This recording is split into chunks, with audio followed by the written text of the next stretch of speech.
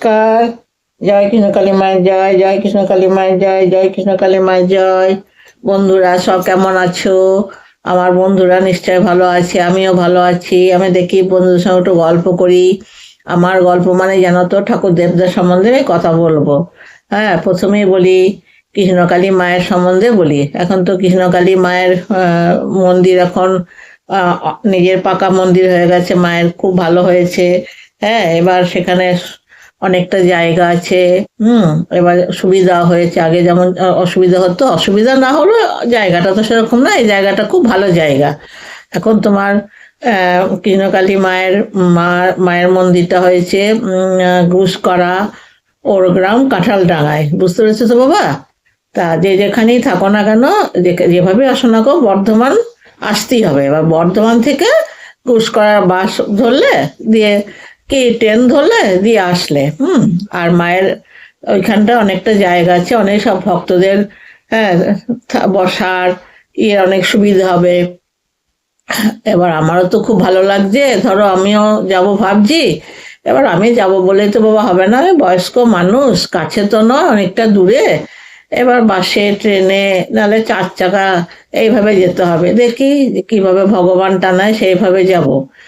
আর মায়ের উৎসব হবে তোমার, বাৎসরিক উৎসব হবে বৈশাখ মাসের 1-2 তারিখ, 1-2-3 তারিখ করে।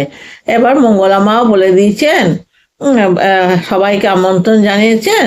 এবার আসবে সবাই তোমরা। হুম। এবার ভালো লাগবে আসলে, বুঝতে পেরেছো বন্ধুরা? আর আমার চ্যানেলটা একটু সাবস্ক্রাইব করে দিও, লাইক করে দিও। আমি এবার পরস্পর তোমাদের কাছে যেটা জানবো সেটা অবশ্যই বলবো। তবে মায়ের মন্দির তো এখনো কমপ্লিট হয়নি। এবার মায়ের মন্দির চূড়া পর্যন্ত হয়েছে, তারপর এখনো প্লাস্টার আছে, রং আছে, সবকিছু তো বাকি আছে বাবা। এবার আস্তে আস্তে হবে। তো তোমরা এখন এসো না, মন্দিরটা কমপ্লিট হোক। হ্যাঁ, তারপর অবশ্যই আসবে, কিন্তু ওই বাৎসরিক পুজোর সময় তোমরা অবশ্যই আসতে পারবে, কারণ মঙ্গলা মা বলে দিয়েছেন যে তখন সবাইকে আসতে আমন্ত্রণ জানিয়েছেন। তো সেখানে তো না আসার কিছু না তখন।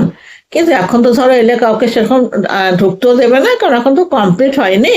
এখন আস্তে আস্তে কাজ হচ্ছে, সব কিছুই কাজ হবে, ধরো রং হবে, প্লাস্টার হবে। হ্যাঁ, বুঝেছো বন্ধুরা? তারপরে আর একটা কি, মায়ের প্রাঙ্গণটা অনেক বড়, অনেকটা বড়, সব রকম ভাবেই মানুষ আসতে পারবে।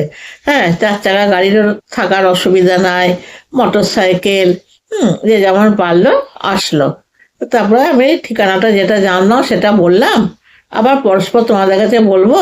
হ্যাঁ, এবার ধরো বাসে করে কোথায় নামতে হবে কি না, হ্যাঁ সব তোমাদের কাছে বলে দেবো। ঠিক আছে বন্ধুরা?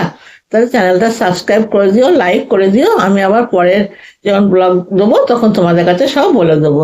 হ্যাঁ, নমস্কার। জয় কৃষ্ণ কালী মায়ের জয়, জয় কৃষ্ণ কালী মায়ের জয়, জয় কৃষ্ণ কালী মায়ের জয়। রাখছি, টাটা।